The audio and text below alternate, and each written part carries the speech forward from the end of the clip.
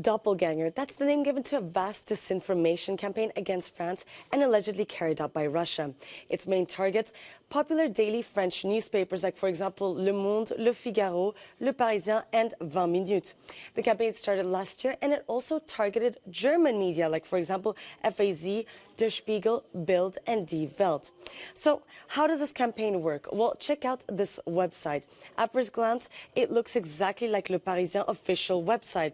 But when you take a closer look, well, it's actually a fake, a replica that's part of a large disinformation campaign.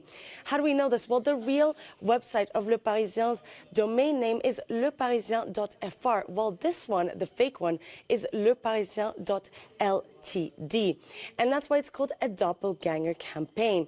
Hackers mimic articles and also the layout of real news websites to confuse internet users. And it's so thoroughly executed that they even add links towards real articles from these official websites. And this technique is called typo squatting. So how do we know that this is a propaganda campaign? Well, according to the French authorities, these copycat websites spread a lot of pro-Russian content.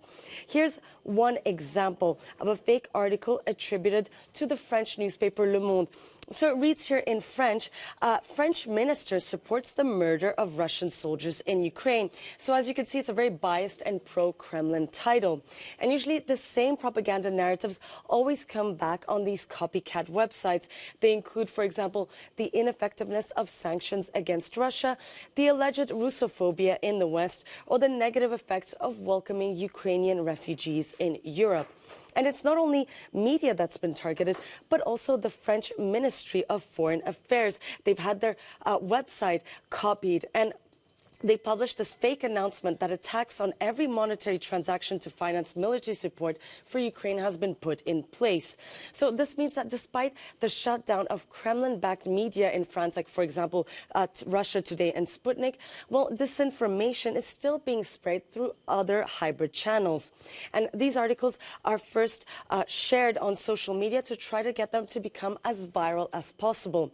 But according to the French government, so far this large disinformation campaign has been quite unsuccessful in garnering clicks and drawing attention.